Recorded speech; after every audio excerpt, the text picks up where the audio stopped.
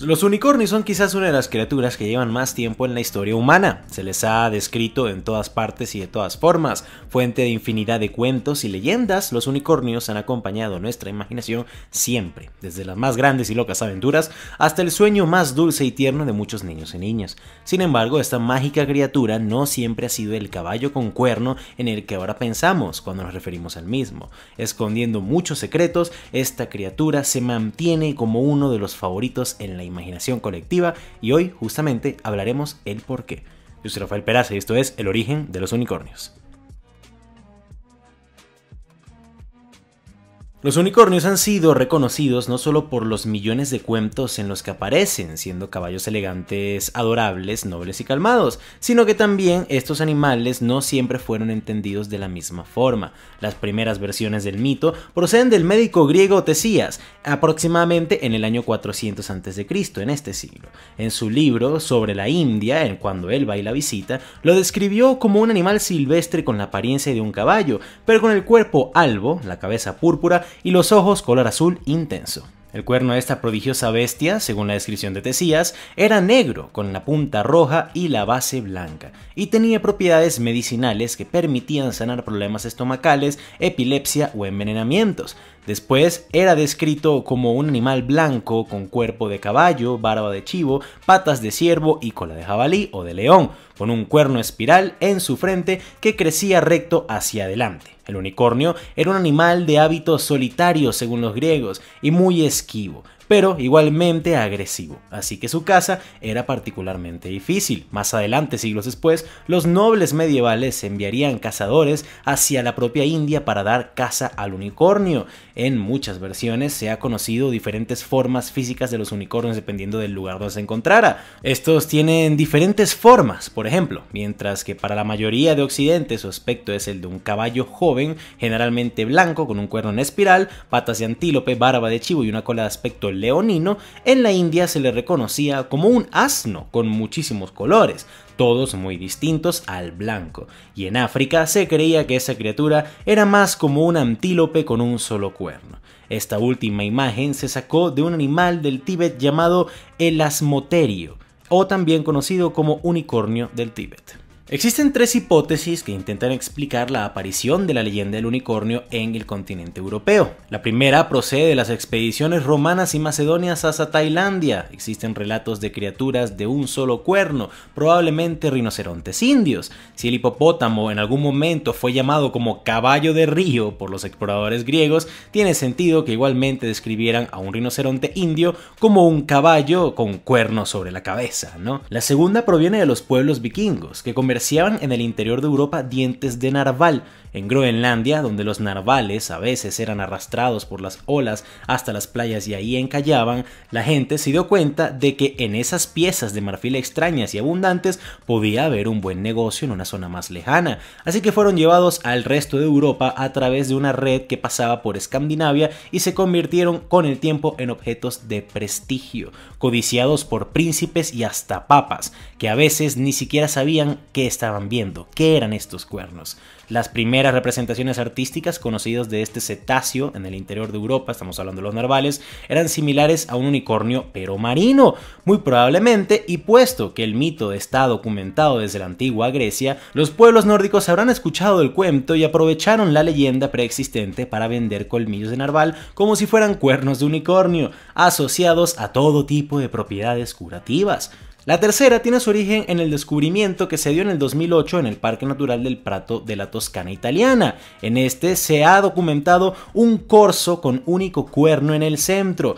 Parece factible que esta peculiaridad se haya producido más veces a lo largo de la historia. En la Reserva Natural del Prato creen que un corzo con un solo cuerno, como lo encontrado en su zona, puede dar origen al mito del unicornio. También existen casos de cabras que han nacido con los cuernos fusionados en uno solo, una deformidad, mientras que en otros casos, como en el de la cabra Lancelot del ilusionista Oberon Zell, fue manipulada quirúrgicamente, basándose en las investigaciones del biólogo Franklin Dove, para que ésta creciera con sus dos cuernos fusionados como si fueran uno solo.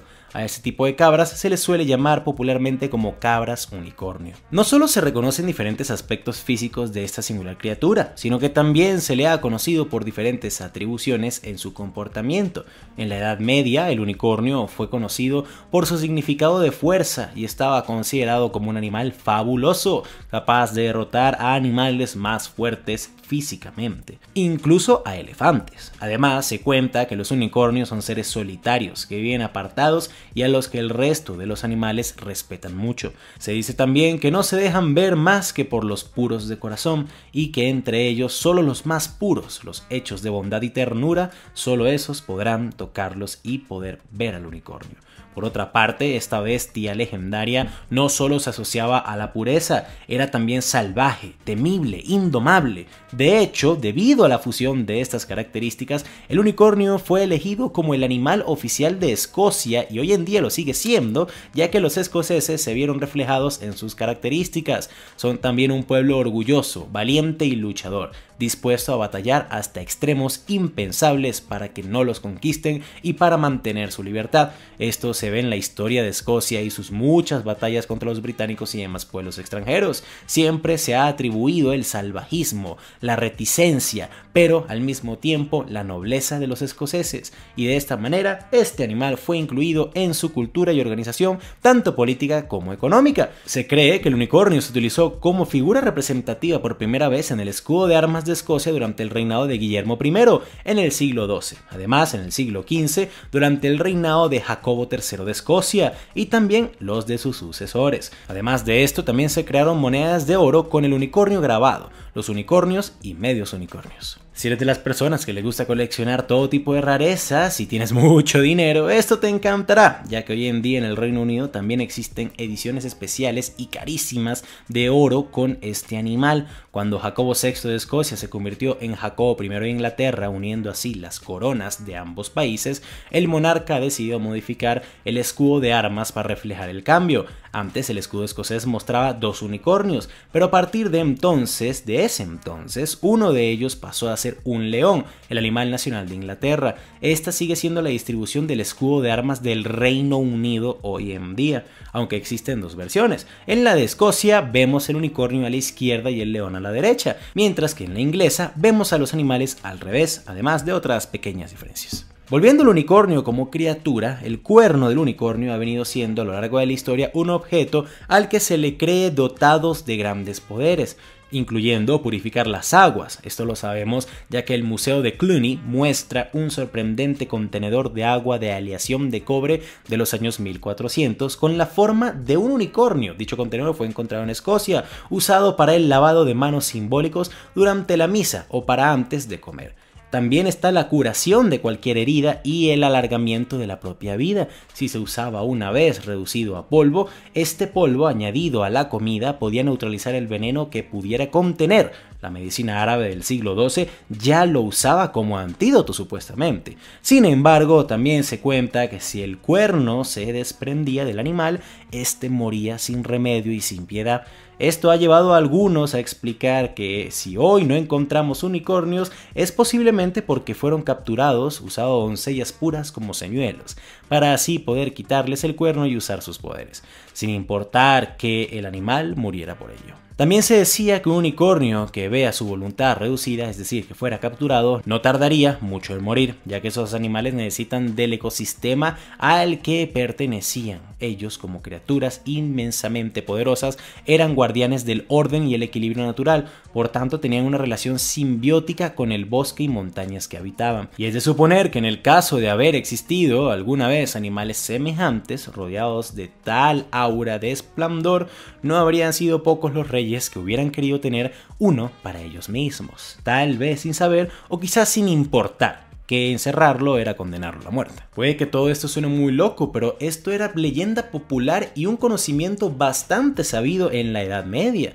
La leyenda del unicornio fue tomada también por la cultura occidental religiosa. En la Biblia, por ejemplo, en algunas traducciones, como la de la Reina Valera de 1904, desde el libro de Job 39:9-10, Sio de San Miguel traducen las palabras hebrea Rehem, como unicornio, en textos como Números 23-22, donde diría, abro comillas, Dios los ha sacado de Egipto, tiene fuerzas como las de un unicornio.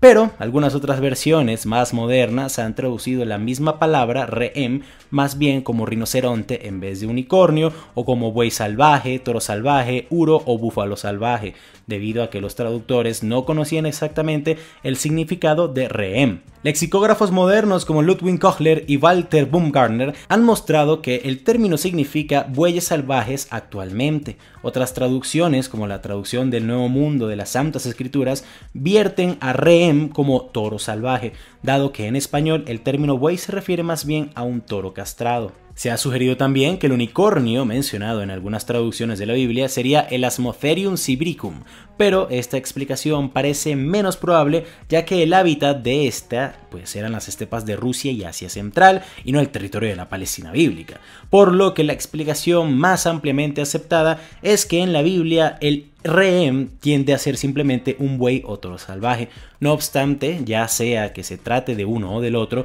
el animal que menciona en la Biblia y que es traducido como unicornio por algunas traducciones no es el ser imaginario mitológico, sino más bien un ser real, salvaje, imposible de domesticar y de gran fuerza. Además de esto, el unicornio ha sido representado por múltiples artistas a lo largo de la historia. Dos de las representaciones más célebres son las dos series de tapices, La Dama y el Unicornio del Museo del Cluny y La Casa del Unicornio del Museo de Cloisters. También en el caso del famoso álbum del cantautor cubano Silvio Rodríguez, Unicornio, o el libro de la poesía de Carlos Alba, Unicornio. Manuel Mujica Lainez publicó en 1965 la novela El Unicornio, donde recrea un mágico mundo medieval de la época de las cruzadas. Su protagonista es la hada Melusina, quien por una maldición es transformada todos los sábados en una serpiente con alas de murciélago. Por otro lado, hallazgos como el 20 de noviembre del 2012, la agencia norcoreana de noticias Korean Central News Agency, o KCNA, informó a todo el mundo que unos arqueólogos de la Academia de Ciencias Sociales de la República Popular Democrática de Corea,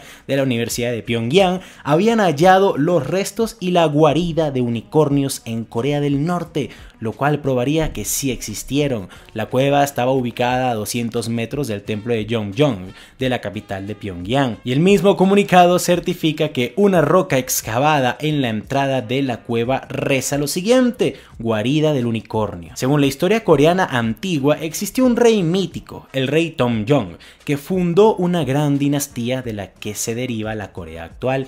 Dicho rey cabalgaba un unicornio, con el que entraba en la batalla y al que nada podía herir, y su guarida se encontraba muy cerca del castillo del rey, en la primera capital de Corea. Sin embargo, esto se debe realmente a una interpretación errónea de la noticia. Lo que se halló en realidad no fueron restos de un unicornio, sino más bien unos pintados en una roca en las paredes de dicha cueva, que fueron consideradas como las representaciones artísticas del que era el animal mitológico de Buen Agüero en tiempos del primer rey de Corea. En los libros de historia y textos antiguos se hablaba de esa cueva en la capital de la Corea antigua, el reino de Goguryeo. La importancia del descubrimiento es simplemente que se trata de un nuevo dato que parece demostrar bastante, digamos, coincidencialmente, que la capital de la Corea antigua entonces es la que hoy en día es Pyongyang, capital de Corea del Norte. Sin embargo, no se puede negar que la existencia o no de los unicornios